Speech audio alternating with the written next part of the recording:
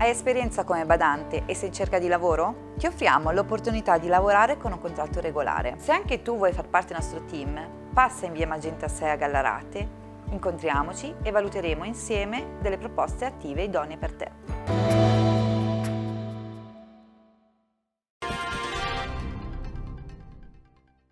Buonasera e bentrovati con l'informazione di prealpina.it. Tragedia oggi in Val Formazza. Una valanga si è staccata in tarda mattinata non lontano dal rifugio Maria Luisa. 2 persone, una trentenne di Origgio e un 53enne di Arluno, hanno perso la vita. I particolari nel servizio. Tragica valanga oggi in Alta Val Formazza. 2 le vittime sono Vanessa Gatti, 30 anni di Origgio, e Roberto Biancon, 53 anni, osteopata di Arluno. La slavina è caduta nella zona compresa tra il lago Toggia e il passo San Giacomo ad oltre 2000 metri di quota, poco distante dal rifugio Maria Luisa. I 2 escursionisti che stavano procedendo con le ciaspole ai piedi sono stati letteralmente travolti. I loro corpi senza vita sono stati trovati nel pomeriggio a distanza di poche ore. Uno dei 2 cadaveri è stato rinvenuto dai soccorritori, un tecnico del servizio regionale di elisoccorso e l'unità cinofila da valanga del soccorso alpino, in mezzo alla massa nevosa. L'altro è stato individuato nelle acque del lago Toggia, dove sono poi entrati in azione i sommozzatori dei vigili del fuoco per il recupero della salma. Un'ulteriore squadra del soccorso alpino civile con un medico e della Guardia di Finanza sono poi giunti sul posto per la constatazione dei decessi. Emergono nuovi particolari sul ferimento di un giovane avvenuto l'altro ieri sera ad Arcisate. L'aggressore, un 23enne di Quasso, poi costituitosi, avrebbe sparato in seguito a una lite per una ragazza. I particolari nel servizio. Ci sarebbe un litigio per una ragazza dietro il colpo di fucile sparato nella serata di venerdì 5 gennaio ad Arcisate da un 23enne di Quasso contro un ragazzo di 2 anni più grande. L'indiscrezione, che per ora non trova conferme ufficiali, è emersa nelle ultime ore. Il giovane che ha sparato, intanto, dopo essersi costituito, si trova in carcere ai Miogni, a Varese. Molto probabilmente comparirà davanti al GIP per l'udienza di convalida del fermo nella giornata di martedì 9 gennaio. L'arma utilizzata, che dovrebbe essere un fucile da caccia, non è stata ancora trovata. Il 23enne che ha esploso il colpo d'arma da fuoco si è avvalso della facoltà di non rispondere davanti al PM. Al momento non si può interrogare nemmeno la vittima, ricoverata in ospedale a Varese in gravi condizioni, ma non in pericolo di vita. Andiamo ora a Gerenzano e di 24 computer il bottino dell'incursione avvenuta questo fine settimana nella scuola media Fermi in via Bellini. Per entrare i malviventi hanno posizionato una scala, raggiungendo una finestra all'altezza di circa 2 metri. L'hanno rotta e una volta dentro hanno gironzolato nello stabile, mettendo a soqquadro l'infermeria, la sala professori e gli uffici amministrativi, e poi soffermando la loro attenzione sulla sala informatica. Probabilmente con un piede di porco hanno forzato un armadio blindato dove i PC erano custoditi e li hanno portati via. Lotteria Italia, Lombardia, Regina. Il biglietto più ambito, quello da 5 milioni di euro, è stato venduto infatti a Milano, tagliando i milionari anche nel Pavese e nel Bresciano. Per il Varesotto 2 biglietti da 20.000 euro ciascuno. I particolari nel servizio. L'Esploit di Milano, la Lombardia dominante, il Varesotto che non resta a bocca asciutta.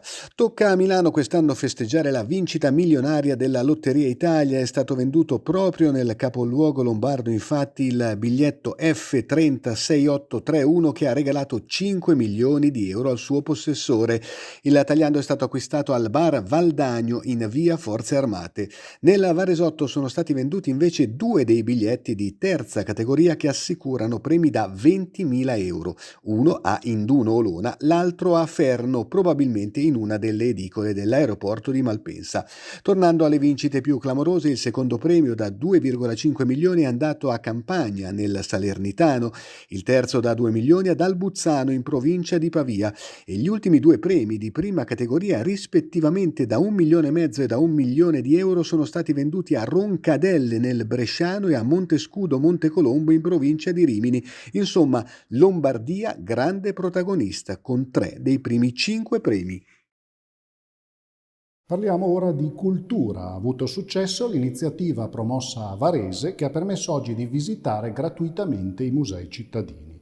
Il servizio è della collega Barbara Zanetti con le immagini di Angelo Puricelli dell'agenzia Blitz. Bene l'apertura delle mostre con ingresso gratuito nella giornata di domenica, la prima del nuovo anno. Circa 300 persone hanno visitato infatti i musei civici varesini.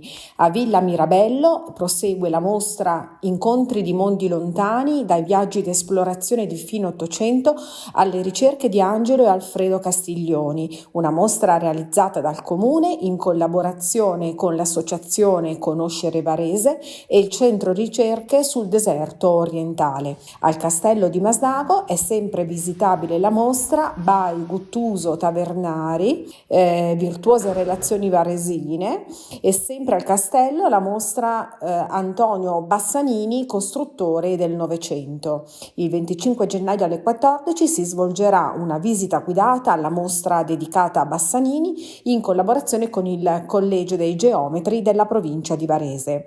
Il 13 di gennaio invece in Sala Veratti verrà inaugurata la mostra della Conferenza Donne Democratiche Donna, Vita, Libertà, che presenterà le opere di due artisti iraniani, Reza Takir e Paria Sharabi, per raccontare attraverso l'arte figurativa l'Iran tra passato, presente e speranze per il futuro. Uno spettacolo che ha conquistato tutti, adulti e bambini. Lo Schiaccianoci, il balletto natalizio andato in scena ieri sera al Teatro di Varese, ha raccolto una pioggia di applausi. Vediamo il servizio. Teatro di Varese all'ennesimo pienone ieri sera e ovazione per il Balletto di Milano col Grand Pas de Deux del secondo atto di un'opera che riporta la magia del Natale alla sua dimensione atemporale. Merito delle musiche immortali di Tchaikovsky e del binomio coreografia Federico Veratti e scenografia Marco Pesta, capaci di trasportare il migliaio di spettatori varesini, tanti i bambini, nella favola del soldatino Schiaccianoci. Già Schiaccianoci, basta la parola per evocare il quadro impressionista trasfigurato in un'atmosfera kitsch e moderna, ironica al limite del dissacrante, dunque fresca, di un balletto che vola leggero come i fiocchi di neve e finisce dritto nell'immaginario collettivo, inondando di colori il cuore di adulti e bambini. E ora lo sport, pallacanestro, Varese vola sulle ali di Nico Mannion, il Red Mamba. Ieri sera a Treviso è arrivato il terzo acuto consecutivo. Vediamo il servizio. L'effetto Nico Mannion trascina l'Open Giommettis al di fuori della zona retrocessione al termine del girone di andata. 3 partite e 3 vittorie per il Red Mamba, ancora superstar in occasione dell'anticipo di ieri, sabato 6 gennaio a Treviso. In totale 25 punti di media con 4,3 assist, il 56 da 2 e il 52% da 3 nelle partite disputate in maglia Open Giommettis. Per un giocatore tagliato dal sarto per il Moriball, il sistema di gioco votato agli algoritmi e agli analytics, caro a Luis Colas in dei tempi della militanza agli Houston Rockets, che davvero sa esaltare le qualità offensive del giocatore italo-americano. Un rendimento da MVP con i tifosi al seguito di Varese che hanno cantato, hanno inneggiato proprio al giocatore italo-statunitense come possibile erede di Colby Ross al vertice delle classifiche di rendimento di Lega Basket, ma sicuramente una Red Mamba mania anche per i tifosi. A ruba davvero le magliette con il Red Mamba stilizzato lanciate al Bar Ci Siamo Noi, con la riapertura delle vendite per il residuo delle 1000 casacche disponibili. Calcio, Serie C. Ottimi inizio d'anno per la Pro Patria che ieri ha raccolto 3 punti pesantissimi a Gorgonzola contro la Giana Erminio. Ascoltiamo la soddisfazione del tecnico bianco-blu Riccardo Colombo. È l'atteggiamento che fa la differenza, non i moduli, le posizioni in campo. Quindi l'approccio che abbiamo avuto, anche la capacità di soffrire alla fine, perché comunque abbiamo rispettato una squadra che sta facendo benissimo, che ha fiducia. Siamo riusciti a difendere la porta con quel sentimento che davamo da un po' di tempo, e sono molto contento della prestazione e del risultato. Tutti i ragazzi, anche quelli che sono entrati dopo, hanno dato il contributo. Vaghi era un po' che non giocava, ha fatto una grandissima partita. Saporetti è entrato a freddo e ha fatto una grande partita, quindi questo è il concetto di essere squadra. Quando so che c'è il mio compagno, che non ci sono io, c'è lui, questa è tanta roba. Infatti dobbiamo lavorare su questa cosa qua, è la cosa fondamentale, il concetto che deve passare a tutti, che questa partita non risolve niente, siamo ancora una squadra che ha tanti problemi, dobbiamo migliorare tanto e dobbiamo lavorare. E infine ancora calcio, dato che oggi si è giocato anche in Serie D. Scopriamo com'è andata per le nostre squadre nel servizio di Guido Ferraro.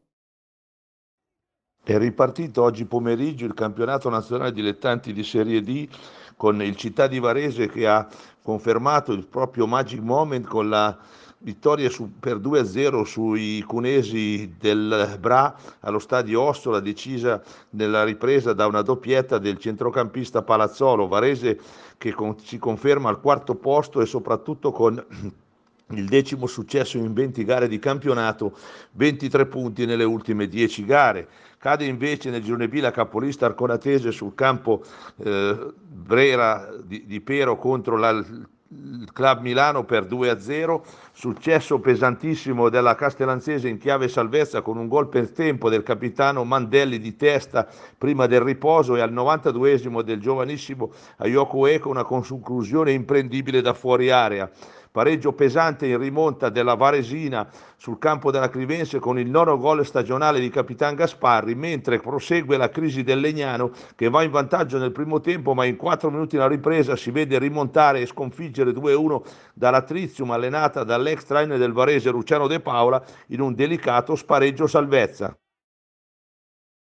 Questa era l'ultima notizia, l'informazione di prealpina.it torna domani alle 19. Buona serata e buon inizio di settimana.